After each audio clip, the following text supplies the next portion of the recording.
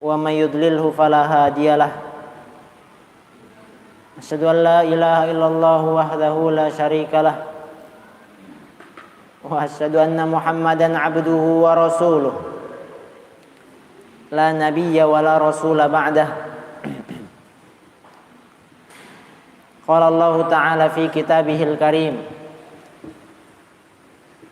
أعوذ بالله من الشيطان الرجيم يا أيها الذين آمنوا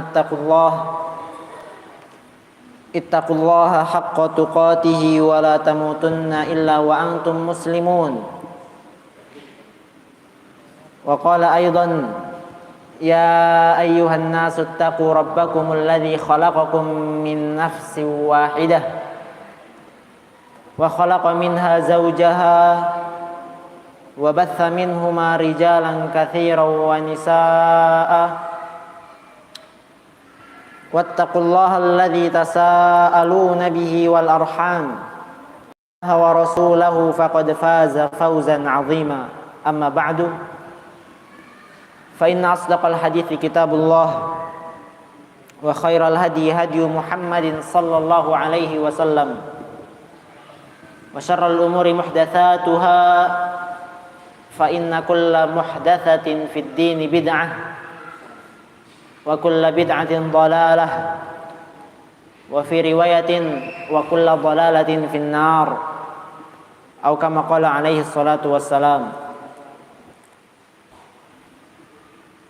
Jamaah sekalian, para ikhwan dan akhwat yang semoga senantiasa dirahmati oleh Allah Subhanahu wa taala. Di malam hari yang berbahagia ini kita masih diberikan kesempatan oleh Allah Subhanahu wa taala untuk dapat melanjutkan kajian kita mengenai kitab hadis Arba'in An-Nawawiyah, kitab hadis yang dikarang oleh Al-Imam An-Nawawi rahimahullahu ta'ala. Dan kita sudah sampai pada hadis ke-20. Hadis ke berapa? Hadis ke-20 dari kitab Arba'in An-Nawawiyah. Berarti sudah sekitar 19 hadis yang telah kita pelajari dan kita bahas. Mudah-mudahan masih teringat di dalam benak kita semua dan mudah-mudahan dapat kita amalkan di kehidupan kita sehari-harinya. Dan malam hari ini kita akan bersama-sama insyaallah dengan izin Allah Subhanahu wa taala akan bersama-sama membahas hadis ke-20 beserta syarahnya. Jadi bagi yang membawa kitabnya mungkin bisa dibuka hadis ke-20. Baik. Seperti biasa kita baca terlebih dahulu matan hadisnya. Bismillah. Qala al-muallif rahimahullahu ta'ala wa ghafara lahu wa liwalidayhi wa limasyayikhihi wa li jami'il muslimin. Al-hadithul 'ishrun an Abi Mas'udin Uqbah bin Amr al-Ansari al-Badri radhiyallahu anhu qala Rasulullah sallallahu alaihi wasallam inna mimma adrakan nasu min kalamin nubuwatil ula idza lam tastahyi fasna' ma syi'ta rawahul Bukhari. Pengarang kitab ini mengatakan hadis ke-20 dari sahabat Abu Mas'ud Uqbah bin Amr al-Ansari al-Badri, semoga Allah Subhanahu wa taala meridhoinya. Ia berkata, Rasulullah sallallahu alaihi wasallam pernah bersabda, "Inna mimma adrakan nasu min kalamin nubuwatil ula idza lam tastahi fasna' ma syi'ta. Apa kata Rasulullah SAW?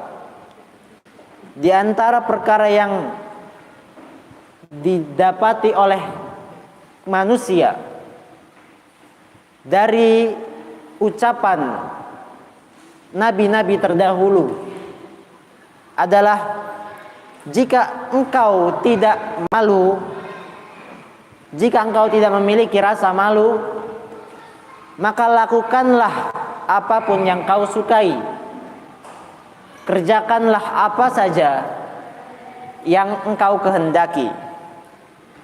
Hadis ini diriwayatkan oleh Al-Imam Al-Bukhari rahimahullahu ta'ala.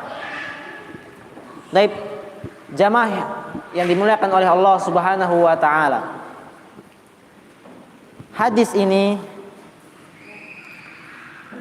merupakan hadis yang singkat. Namun seperti biasa, memang kebanyakan hadis-hadis di kitab Arba'in An-Nawawi merupakan hadis-hadis yang singkat. Makanya cocok untuk dihafal oleh para penuntut ilmu pemula. Dan isinya juga merangkum berbagai macam aspek dalam bidang agama Islam. Dari tauhidnya ada, fikihnya ada, muamalahnya ada, dan lain sebagainya. Dan hadis ke-20 ini adalah hadis yang datang dari Rasulullah SAW, yang mana beliau SAW ingin mengajarkan kita, menasehati kita agar kita senantiasa menjaga sifat malu, sifat malu, yang mana sifat malu ini, watak ini merupakan perangai yang sangat penting untuk dimiliki oleh setiap insan. Kenapa bisa penting? Kenapa bisa sangat penting? Karena sebagaimana yang disebutkan dalam hadis, bahwasanya nabi-nabi terdahulu dari semenjak Rasulullah SAW sebelum diutus sampai beliau diutus, semua nabi itu mengajarkan dan menasehati umatnya agar menjaga sifat malu yang terdapat pada diri mereka. Inna mimma adrakan nasu min kalamin nubuwatil ula. Sesungguhnya di antara perkara yang dijumpai oleh manusia dari perkataan nabi-nabi terdahulu, idza lam tastahi fasna' ma syi'ta. Jika engkau tidak malu, jika engkau tidak memiliki rasa malu, fasna' ma syi'ta, maka lakukan apa saja yang engkau kehendaki. Dan di zaman ini, di akhir zaman ini, sudah banyak orang-orang yang sudah mulai luntur rasa malu pada dirinya. Hal ini disebabkan berbagai macam hal. Mungkin perubahan zaman, terlebih lagi pemikiran-pemikiran dari kaum-kaum barat yang sudah mulai masuk ke dalam pemahaman para kaum muslimin, sehingga banyak kita jumpai orang-orang saat ini sudah mulai luntur rasa malunya, sudah mulai berkurang tingkat atau rasa malu yang ia punya dalam dirinya. Makanya banyak sekali kita jumpai orang-orang yang berbuat salah, berbuat kemaksiatan, korupsi misalnya dan lain sebagainya. Mereka masih bisa dada-dada di di depan awak media. Banyak juga orang-orang saat ini, bahkan waliyadzubillah,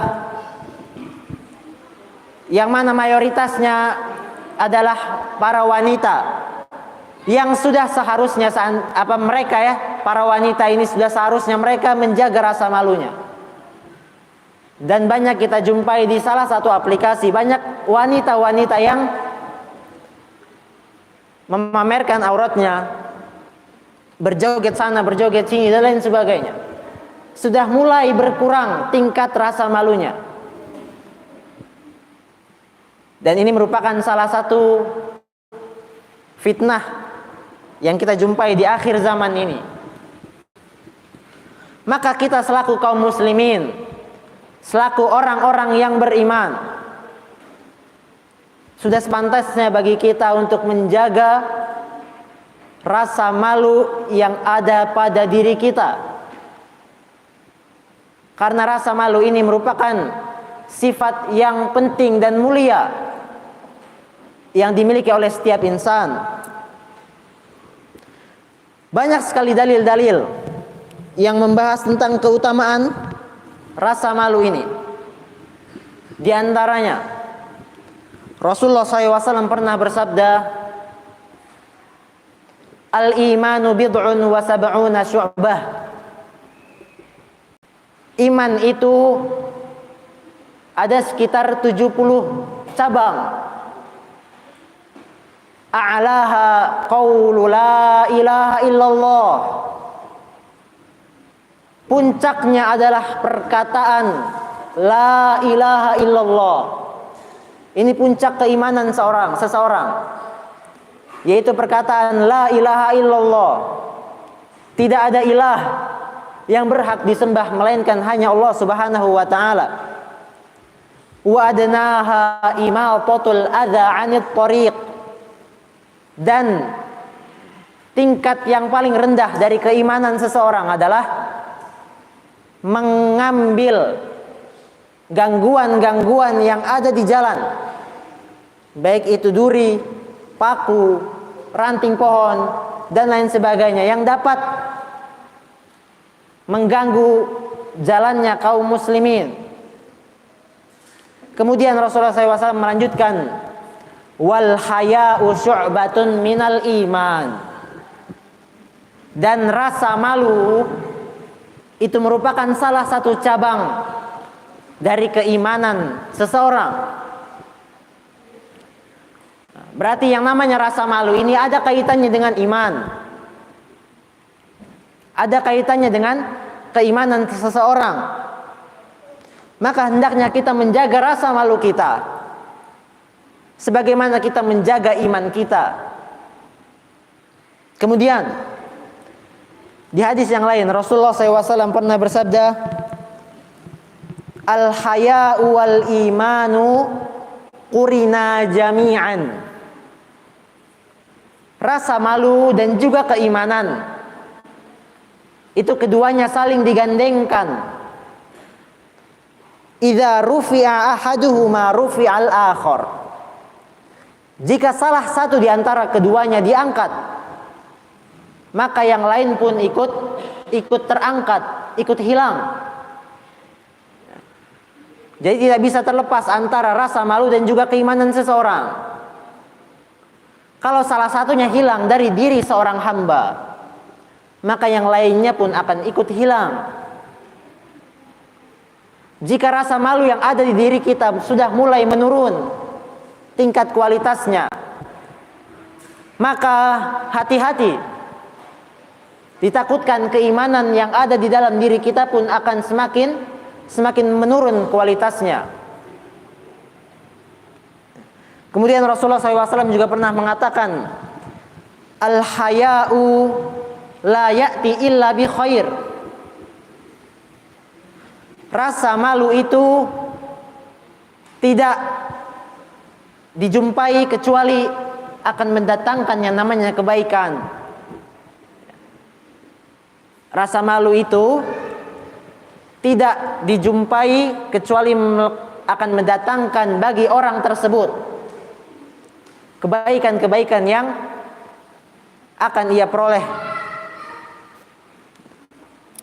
Kemudian Rasulullah SAW pernah juga mengatakan kepada salah seorang sahabatnya yang bernama Ashaj, inna fika khoslataini yuhibbuhumallah. Sesungguhnya, kata Rasulullah SAW, dalam dirimu ini wahai Ashaj, ada dua sifat, ada dua perangai yang dua-duanya dicintai oleh Allah Subhanahu wa ta'ala. Di antaranya adalah sifat rasa malu tadi. Berarti sahabat Al-Ashaj ini dipuji oleh Rasulullah SAW. Bahkan dipuji dengan apa? Dengan dikatakan Allah Subhanahu wa ta'ala mencintai sifat yang ada dalam dirinya. Lihat, siapa yang tidak ingin dicintai oleh Allah Subhanahu wa ta'ala, dicintai oleh Rabbul Alamin, Tuhan semesta alam, yang telah menciptakan kita, memberi kita rezeki, menghidupkan kita, mewafatkan kita nanti, dan juga yang lain sebagainya.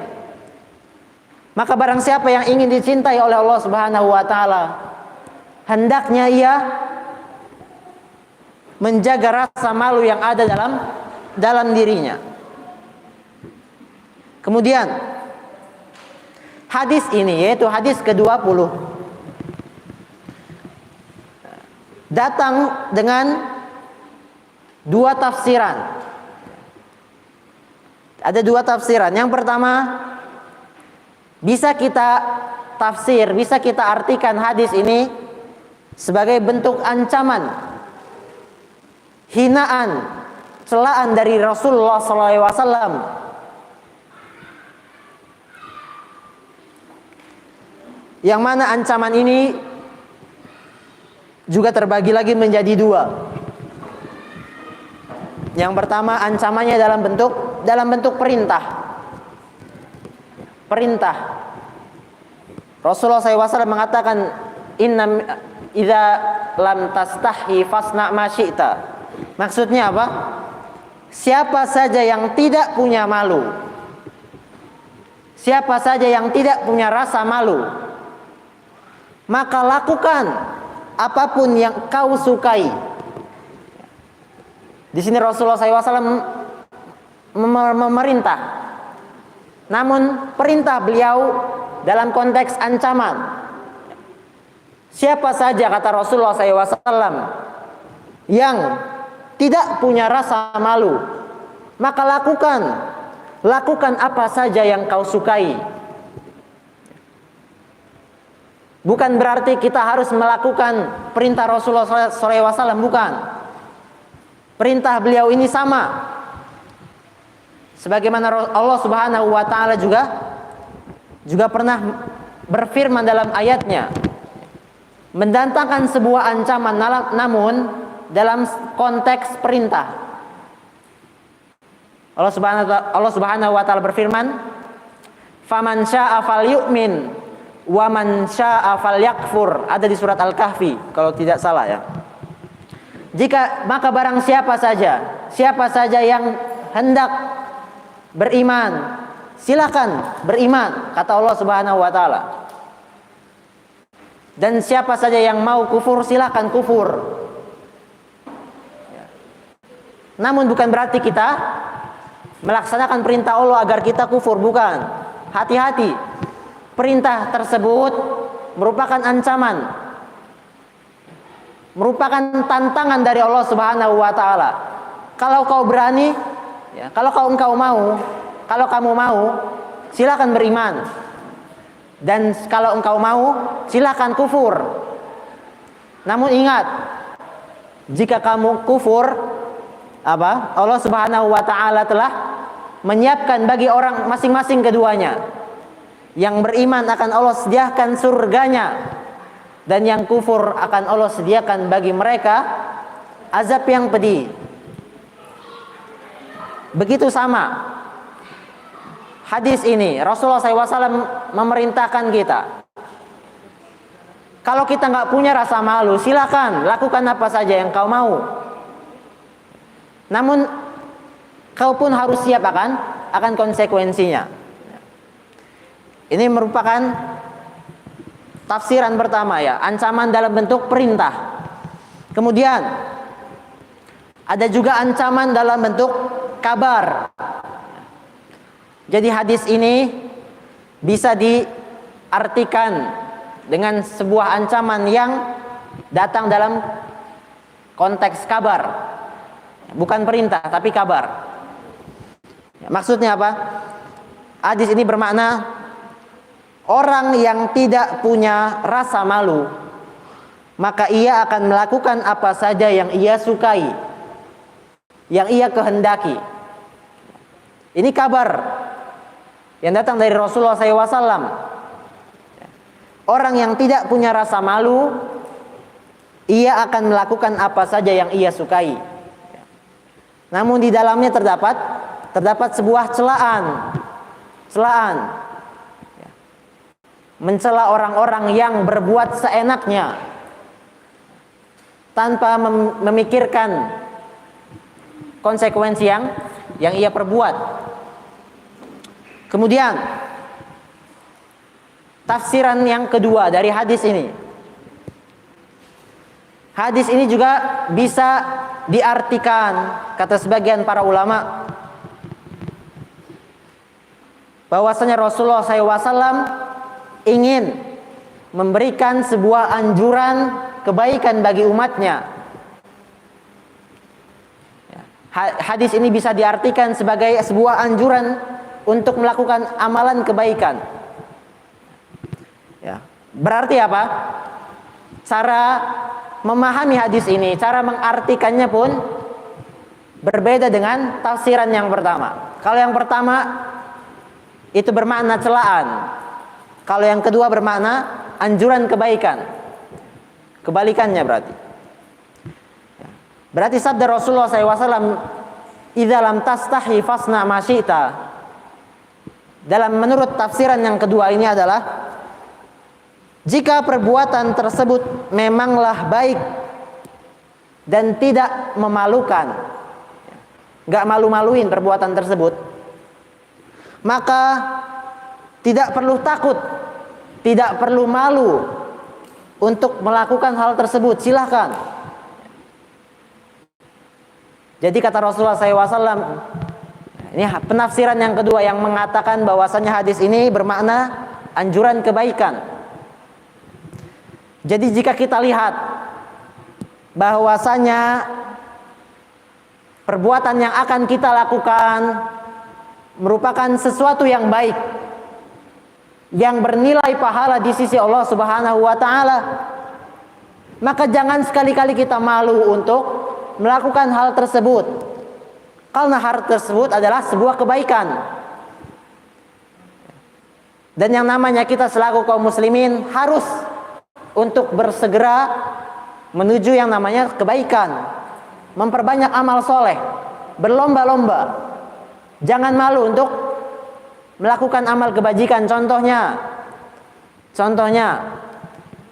misalnya kita ingin ngaji tatkala kita sedang berada di kendaraan umum, misalnya, contohnya, pengen ngaji, pengen merojah. Kita lihat bahwasanya namanya membaca Al-Quran itu merupakan sebuah kebaikan yang sudah tidak diragukan lagi, pasti bernilai pahala di sisi Allah Subhanahu wa taala jika kita ikhlas melakukannya, ikhlas karena Allah Subhanahu wa taala, bukan karena ingin dipuji manusia, bukan. Tatkala kita melihat hal tersebut dan kita ingin melakukan hal tersebut, ingin membaca Al-Quran, ingin memurojah di tengah-tengah kerumunan manusia, di kendaraan umum, tatkala kita sedang safar misalnya, maka ingat, jangan sekali-kali kita malu untuk melakukan hal tersebut. Nggak usah malu. Dan banyak contoh-contoh yang semisalnya. Tatkala kita disuruh maju oleh guru misalnya di depan, disuruhkan memberi contoh penjelasan yang mana mudah-mudahan dengan kita memberi contoh di depan teman-teman kita, akhirnya apa? Yang tidak tahu akhirnya menjadi paham, menjadi tahu. Maka nanti pahalanya akan mengalir juga ke kita. Ini merupakan sebuah kebaikan. Kemudian kita masuk ke jenis malu. Jadi yang namanya malu ada dua jenis. Rasa malu ada dua jenis. Yang pertama adalah yang bernama jibilli. Apa itu jibilli? Jadi rasa malu yang pertama adalah al-jibilli. Apa itu? Artinya adalah rasa malu yang sudah tertanam di diri seseorang semenjak ia masih kecil. Sudah menjadi sifat aslinya, watak yang tertanam dalam dirinya dari ia kecil. Ini merupakan sifat yang malu yang pertama. Sebagaimana tadi kisah tatkala Rasulullah SAW berbicara, memuji kepada salah seorang sahabatnya yang tadi bernama siapa? Ashaj. Inna fika khoslataini yuhibbuhumallah. Wahai Ashaj, di dalam dirimu nih ada dua perangai yang kedua-duanya dicintai oleh Allah Subhanahu wa taala. Di antaranya adalah sifat malu. Engkau memiliki sifat malu dalam dirimu yang itu akan menghantarkanmu ke dalam kebaikan yang banyak. Kemudian si Asas bertanya kepada Rasulullah SAW dalam kelanjutan hadisnya, ya Rasulullah, aqdiman am hadithan? Rasa malu ini sudah ada di diriku sejak lama atau baru-baru saja wahai Rasulullah? Dijawab oleh Rasulullah SAW, bal qadiman. Rasa malu yang ada dalam dirimu ini sudah lama ya, dalam dirimu. Jadi ini menunjukkan bahwasanya Ashaj, sahabat tersebut, memang dianugerahkan oleh Allah Subhanahu wa taala dengan sifat malu jenis pertama, yaitu jibilli tadi, yang sudah tertanam dalam diri beliau semenjak beliau masih kecil. Dan ini banyak dijumpai, dan hanya orang-orang, sebagian manusia saja yang dianugerahkan oleh Allah Subhanahu wa taala sifat malu yang model pertama ini, yang jibilli ini. Kemudian jenis malu yang kedua adalah malu yang muktasabun. Kalau bahasa Arabnya muktasabun. Apa itu muktasab? Yaitu rasa malu yang ia peroleh dengan cara mempelajarinya, mengusahakannya. Dia berupaya semaksimal mungkin untuk mempunyai sifat malu. Jadi siapa saja yang belum dianugerahi oleh Allah Subhanahu wa taala untuk memiliki rasa malu yang pertama tadi, maka hendaknya ia berusaha untuk memperoleh rasa malu agar ia menjadi orang yang pemalu. Tentunya rasa malu ini sangatlah penting. Sudah kita sebutkan tadi beberapa keutamaannya. Ini sifat malu yang kedua. Dan kita bisa memperoleh dengan berbagai macam hal. Di antaranya kita bisa mengenal Allah Subhanahu wa taala lebih dalam lagi. Dengan kita mengenal Allah Subhanahu wa taala lebih dalam, kita mendekatkan diri kita kepada Allah Subhanahu wa taala. Memohon kepada Allah Subhanahu wa taala, berdoa agar kita dianugerahkan dengan sifat malu yang mulia ini. Maka ini akan mudah-mudahan akan menjadi sebuah usaha bagi kita, dan akhirnya kita pun bisa memperoleh rasa malu yang kita inginkan. Dan dengan mengenal Allah Subhanahu wa taala, kita juga bisa malu untuk berbuat maksiat kepada Allah Subhanahu wa taala. Malu untuk mendurhakai Allah Subhanahu wa taala. Karena kita tahu siapa sosok yang kita durhakai ini. Beliaulah atau ialah Allah Subhanahu wa taala yang Maha melihat, Maha mendengar, Maha mengetahui apa saja perbuatan manusia. Tatkala kita mengetahui hal ini, kita mengenal Allah Subhanahu wa taala, maka kita akan semakin mengurangi untuk melakukan maksiat kepada Allah Subhanahu wa taala. Karena apa? Karena selain kita takut kepada Allah Subhanahu wa taala, kita juga malu bahwasanya karena kita bermaksiat dilihat oleh Allah Subhanahu wa taala. Kemudian bisa juga kita memperoleh rasa malu ini dengan cara bergaul dengan orang-orang yang memiliki sifat pemalu. Kita memilih teman, sahabat, orang terdekat yang memiliki sifat malu ini. Dan yang namanya teman, kalau dalam pepatah bahasa Arab, as-sahibu sahibun. Apa? As-sahibu sahibun. Yang namanya sahabat, teman, itu menarik. Makanya banyak kita jumpai orang-orang yang tadinya baik, tatkala ia bergaul dengan orang-orang yang buruk, ia pun akhirnya tertarik, ikut-ikutan menjadi orang buruk, terpengaruh oleh kawan-kawannya. Begitupun sebaliknya, ada orang-orang yang tadinya jelek, jahat, perangainya buruk, namun tatkala ia mulai memilih teman, bergaul dengan orang-orang yang soleh, yang baik, ia pun akhirnya sedikit demi sedikit tertarik, terbawa menjadi orang yang memiliki sifat yang baik sebagaimana teman-temannya. Ini makanya memilih teman itu sangatlah penting. Memilih sahabat itu sangatlah penting. Karena minimal meskipun kita tidak ikut-ikutan menjadi orang yang buruk sebagaimana teman-teman kita yang lakukan, minimal kita akan tercoreng nama baik kita.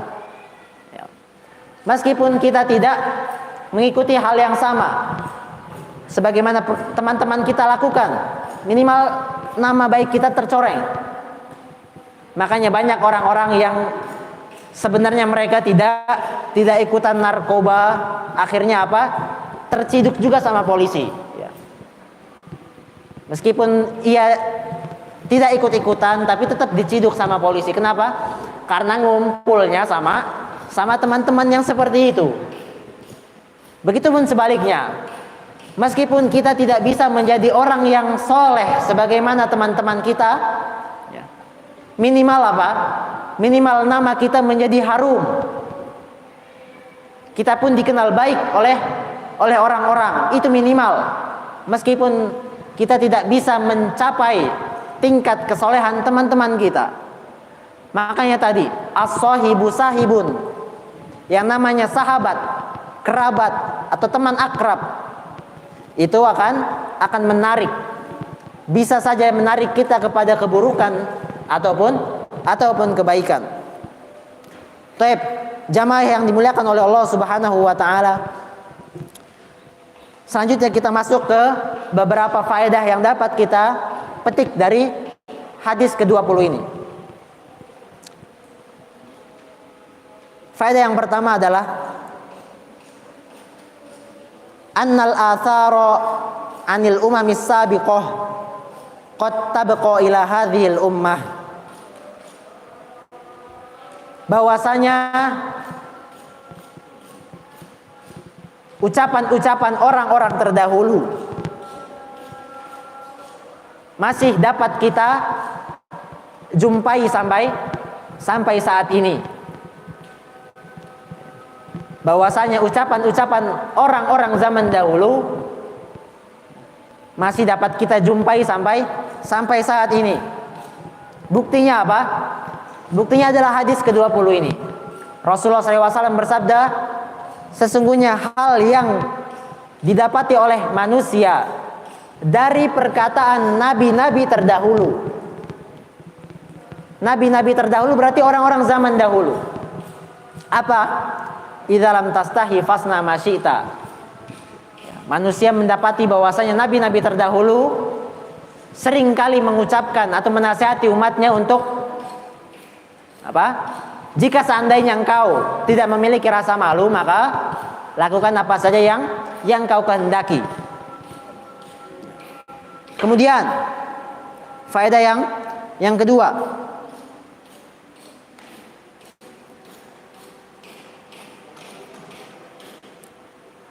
faedah yang kedua yang dapat kita petik dari hadis ini adalah as-sana'u 'alal haya'i. Hadis ini memuji akan sifat malu. Memuji sifat malu. Dan jamaah sekalian, tatkala rasa malu ini merupakan berhadapan dengan yang namanya, atau tatkala rasa malu ini membuat kita terhalang dari yang memperoleh kebaikan, maka yang tadinya ia merupakan sifat yang mulia berubah menjadi sifat yang tercela.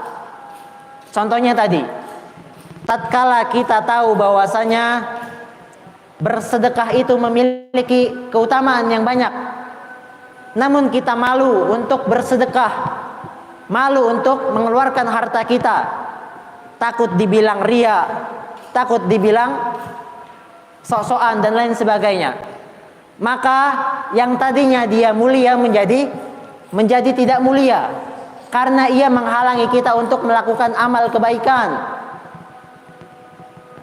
Maka jangan sekali-kali kita malu pada tempat yang salah. Jangan sekali-kali kita malu pada tempat yang salah. Begitupun sebaliknya, tatkala rasa malu ini membuat kita terdorong untuk melakukan amalan keburukan, ia pun menjadi tercela. Seperti misalnya contohnya teman-temannya pada kita jumpai teman-teman kita pada ngerokok misalnya, atau melakukan hal-hal yang buruk, ngisap narkoba dan lain sebagainya. Kita malu kalau nggak ikutan, takut dijauhi teman, takut disindir dan lain sebagainya. Malu kalau nggak ikutan. Akhirnya apa? Kita terpaksa ikutan ngerokok, ikutan narkoba dan lain sebagainya. Maka malu yang seperti ini tercela. Karena apa? Karena malunya bukan di tempat yang sesuai, namun malu pada tempat yang salah. Maka nggak boleh ya. Jadi malu itu bisa menjadi tercela tatkala ia menghalangi kita untuk melakukan amal kebaikan atau mendorong kita untuk melakukan amal kemaksiatan. Kemudian faedah yang selanjutnya yang dapat kita petik dari hadis ke-20 ini adalah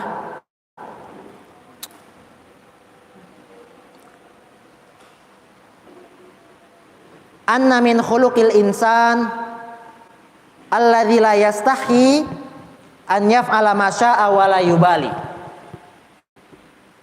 Di antara sifat manusia yang tidak punya rasa malu adalah,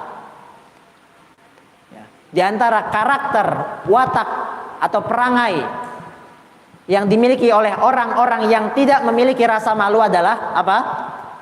An yaf'ala ma syaa wa la yubali. Ia akan melakukan apa saja. Hal apa saja akan ia lakukan.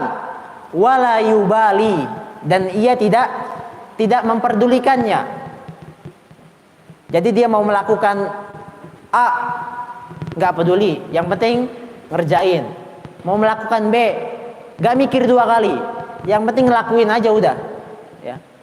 Padahal kalau orang yang masih fitrahnya masih selamat, masih sehat, orang-orang yang seperti ini akan malu jika melakukan hal-hal yang menyelisih akal sehat, akan malu jika melanggar norma-norma, melanggar adat istiadat dan lain sebagainya.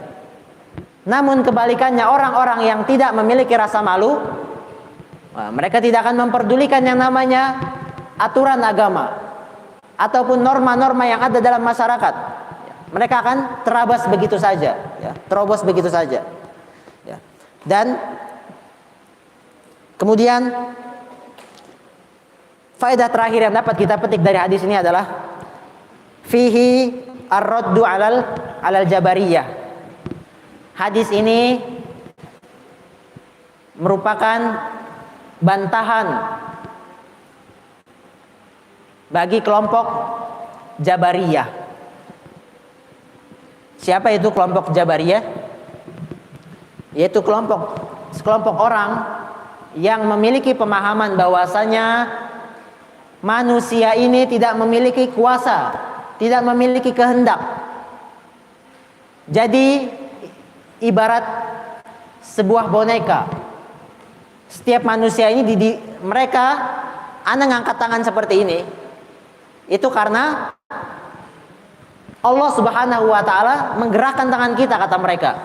Jadi mereka mengatakan kita ini nggak punya kuasa, nggak punya pilihan, nggak punya ikhtiar.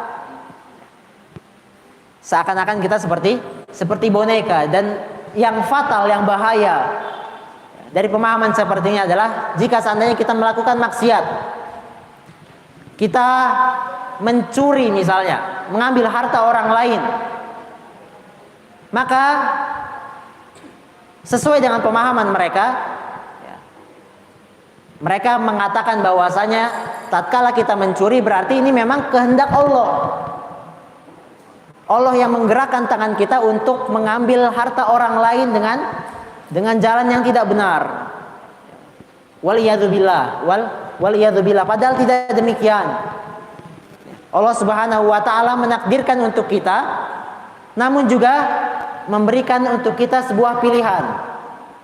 Jalan ini loh yang baik dan ini loh yang buruk. Silakan pilih yang baik jika kamu mau, dan silakan pilih yang buruk jika kamu mau. Dan ini salah satu hadisnya, contohnya, idza lam tastahi fasna ma syi'ta, kata Rasulullah SAW. Kalau kamu mau, kalau kamu nggak punya malu, silahkan berbuat apapun yang engkau kehendaki, yang engkau inginkan. Ini berarti apa? Manusia memiliki kehendak, tidak terbatas, tidak digerakkan oleh Allah Subhanahu wa taala sesuai dengan pemahaman Jabariyah tadi. Baik, jamaah sekalian dimuliakan oleh Allah Subhanahu wa taala. Mungkin sampai sini pembahasan atau kajian kita di malam hari ini. Kurang lebihnya ana mohon maaf. Wabillahi taufiq wal hidayah. Subhanaka Allahumma wa bihamdik asyhadu an la ilaha illa anta astaghfiruka wa atubu ilaik. Assalamualaikum warahmatullahi wabarakatuh.